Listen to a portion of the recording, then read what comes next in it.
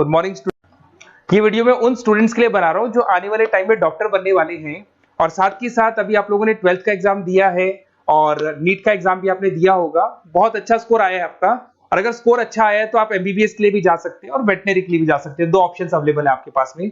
अब देखिए इसके अंदर जो डॉग लवर्स हैं या फिर अपन बोल सकते हैं जो एनिमल लवर्स हैं, इसमें सारे एनिमल्स कवर होते हैं, वो लोग इस वेटनरी वाले ऑप्शन को चूज कर सकते हैं। बहुत अच्छा ऑप्शन है, इसमें बहुत अच्छी अच्छी कैरियर अपॉर्चुनिटीज मिलेगी, बहुत अच्छा पैकेज मिलेगा और फ्यूचर ग्रोथ बहुत अच्छा है इसके अंदर। अभी अपन लोग डिस्कस करने वाले हैं veterinary, what is veterinary doctor, veterinary doctor क्या करता है, कैरियर अपॉर्चुनिटीज क्या क्या मिलेंगी इसमें, सैलरी क्या मिलेगा इसके अंदर, इंडिया में क्या सैलरी है और अब्रॉड में क्या सैलरी मिलेगा आपको, गवर्नमेंट कॉलेजेस क्या चार्ज करते हैं फीस, प्राइवेट कॉलेज क्या चार्ज करते हैं, पूरा डिटेल में डिस्कस करेंगे। कहां एडमिशन लेना चाहिए, कितनी फीस पे लेना चाहिए, स्कॉलरशिप कितना मिलेगा, कम से कम बजट में कौन सा कॉलेज मिलेगा, इसको अपन बिल्कुल डिटेल में डिस्कस करने वाले हैं। चलो शुरू करते हैं। अब देखिए एक वेटनरी डॉक्टर करता है क्या, what the veterinary doctor will do. तो वेटनरी डॉक्टर बहुत सारे काम करता है, डायग्नोस्टिक का काम है, उसका ट्रीटमेंट का काम है, सर्जरी का काम है, प्रिवेंशन क्योर का काम है, इमरजेंसी केयर के लिए आपका जो एनिमल वेलफेयर हो गया, क्लाइंट एजुकेशन हो गया, ये सारे काम को करता है। जैसे अगर अपन डायग्नोस्टिक की बात करें तो एनिमल्स का एग्जामिनेशन करना है, उसका एक्सरे करना है, ब्लड टेस्ट करना है, उसमें वो काम करेगा। अगर मैं ट्रीटमेंट की बात करता हूं तो यहाँ पे वो मेडिसिन वगैरह जो देगा वो देगा आपको, प्रोवाइड वैक्सीनेशन, वो बहुत इंपॉर्टेंट है क्योंकि वैक्सीनेशन वगैरह अपन देखते हैं डॉग्स वगैरह को रेगुलर बेसिस पे अपने को देना पड़ता है। सर्जरीज हो गई, जैसे रूटीन सर्जरीज, कॉम्प्लेक्स सर्जरीज, ये सारे काम वो करेगा। उसके अंदर प्रिवेंटिंग क्योर, वैक्सीनेशन वगैरह हो गया। उसके बाद में इमरजेंसी केयर के लिए वो जो काम करेगा, जैसे इमरजेंसी केयर में किसी को किसी एनिमल को कोई प्रॉब्लम आ गया तो उसका लाइफ सेविंग कैसे करना है, इमरजेंसी में कैसे लेना है उसको। एनिमल वेलफेयर में जैसे जो एनिमल वेलफेयर ऑर्गेनाइजेशन होती है उसमें वो काम करेगा। उसके बाद में क्लाइंट एजुकेशन हो गया, जो भी आपके क्लाइंट्स होंगे जो डॉग रखते हैं, जो भी पेट रखते हैं, उनको क्या खिलाना है, उनको कैसे रखना है, उसके ऊपर डिस्कशन करेगा सारा का सारा। अब देखिए मेन चीज इसमें आती है कैरियर अपॉर्चुनिटीज। क्या कैरियर अपॉर्चुनिटीज होगी, आप डॉक्टर बन जाएंगे तो डॉक्टर बनने के बाद में आपकी जॉब कहां लगेगी या फिर अपना खुद का प्राइवेट बिजनेस खोलेंगे, कैसे करेंगे आप। इसमें सबसे बढ़िया ऑप्शन है प्राइवेट क्लिनिक्स। ये लोग अपना खुद का प्राइवेट क्लिनिक खोलते हैं, small animal, large animal, mix दोनों के लिए खोल सकते हैं। तो प्राइवेट क्लिनिक के अंदर बहुत अच्छी अर्निंग है, अपन उसका जो सैलरी पार्ट है वो भी डिस्कस करेंगे नीचे। उसके बाद में आपका एनिमल हॉस्पिटल्स हो गए, प्राइवेट और गवर्नमेंट दोनों हॉस्पिटल हैं जहां पे जॉब लग सकती है। रिसर्च इंस्टीट्यूट्स हो गए जहां पे आपका जॉब लग सकता है, जैसे फार्मास्यूटिकल कंपनी हो गया, गवर्नमेंट एजेंसीज हो गया, यहाँ पे जॉब लग सकता है। उसके बाद में गवर्नमेंट एजेंसीज में public health agencies, department of agriculture, यहाँ आपका जॉब लग सकता है। कुछ लोग बोलते हैं जू हो गया, वाइल्ड लाइफ सेंचुरी हो गई, वहां आपका जॉब लग सकता है, जू, एक्वेरियम, यहाँ पे लग सकता है, वाइल्ड लाइफ सेंचुरीज में लग सकता है। उसके अलावा फूड प्रोडक्शन इंडस्ट्रीज हो गई, जैसे लाइफ स्टॉक प्रोडक्शन हो गया, जैसे कोई मुर्गियों का बिजनेस करता है या मुर्गियों का फार्म है, वहां पे जॉब लग सकता है आपका। एनिमल वेलफेयर एडवाइस के लिए जॉब लग सकता है आपका।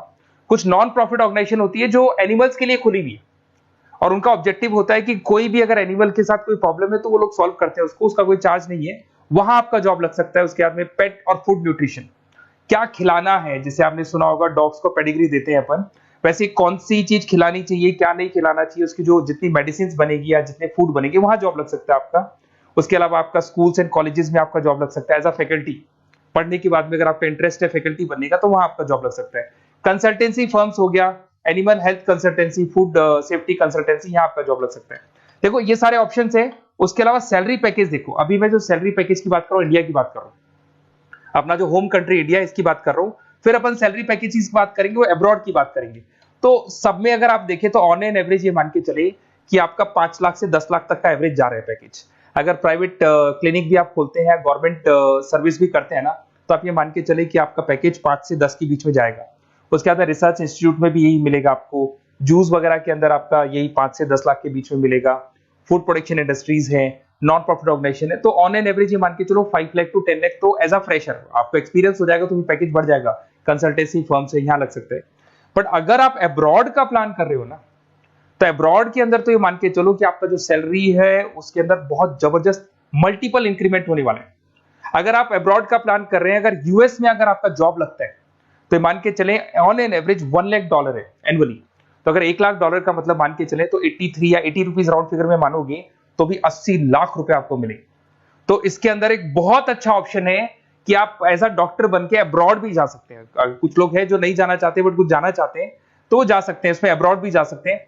उसमें यूएस है, यूके है, ऑस्ट्रेलिया है, कनाडा है, जर्मनी है, बाकी और बहुत सारी कंट्रीज है जहां पे बहुत अच्छे अच्छे जॉब लगेंगे। ऑन एवरेज मान के चलो 80 लाख, 70-80 लाख रुपए आपको साल के मिल जाएंगे। ये सारे ऑप्शंस हैं। अब मेन चीज पे आते हैं। देखो सीधी सी बात है, अगर इसको करना है तो उसको करने के लिए नीट में स्कोर कितना चाहिए, गवर्नमेंट कॉलेज क्या मांगेगा, प्राइवेट कॉलेज क्या मांगेगा। अगर मैं गवर्नमेंट कॉलेज की बात करता हूं तो नीट में मिनिमम 450 का मार्क्स चाहिए आपको। अगर नीट में 450 मार्क्स नहीं है, प्लस आपका 12th में 50% कंपल्सरी है, फिजिक्स, केमिस्ट्री, बायो से होना चाहिए, 50% होना चाहिए, और साथ ही साथ नीट के अंदर 450 मार्क्स चाहिए। 5.5 साल का कोर्स है। गवर्नमेंट कॉलेज में अगर आपको मिल जाता है तो सबसे फर्स्ट ऑप्शन यही रखेंगे आप। यहां पर आपका 2 लाख रुपए फीस मान के चलो तो 8 लाख रुपए में आप ये मान लो 8-10 लाख के अंदर अंदर, मतलब मैक्सिमम 10 लाख का खर्चा मान के चलो, इसके अंदर अंदर आपका कंप्लीट कोर्स हो जाएगा अगर गवर्नमेंट कॉलेज मिलता है। बट अगर आपका स्कोर कम है तो मैं आपको एडवाइस करूंगा गो फॉर प्राइवेट कॉलेज, क्योंकि आगे स्कोप बहुत अच्छा है कि वापस जब आप कहीं अब्रॉड जाते हैं या फिर कहीं और जॉब करेंगे तो निकल जाता है सारा पैसा, कोई दिक्कत नहीं है। प्राइवेट कॉलेज के अंदर नीट अपीयर चाहिए। अगर आपका स्कोर कम भी है तो भी चलेगा, नीट अपीयर है तो भी चलेगा। साथ ही साथ अगर यहाँ पे ड्यूरेशन देखें तो वही कॉमन रहेगा। बट प्राइवेट कॉलेज में फीस बहुत हाई है। देखो आप 5.5 से लेके 7 लाख पर एनम मान के चलो तो पूरी फीस मान लो कम से कम 30-35 लाख के आसपास फीस बैठती है आपकी। अब इसमें हॉस्टल भी इंक्लूड नहीं है, हॉस्टल का अलग से चार्जेस लगने वाला है आपका। अब मैं जो आपको बताने वाला हूं उसको ध्यान से सुनना। प्राइवेट कॉलेज में बहुत सारे कॉलेजेस हैं जो लोग स्कॉलरशिप पे एडमिशन लेते हैं, बच्चों को पता ही नहीं उन कॉलेज के बारे में। वहां पर हॉस्टल भी इंक्लूड हो जाएगा, स्कॉलरशिप भी मिल जाएगा, और बहुत मिनिमम फीस में आपका एडमिशन हो जाएगा। इतना फीस आपका लगेगा ही नहीं, आप ये मान के चलो।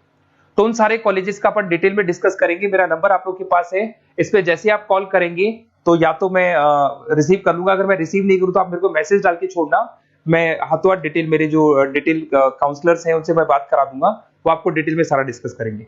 Okay, best of luck. कोई प्रॉब्लम हो, ये नंबर है मेरा, इस पे कॉल कर सकते हैं। Okay, best of luck.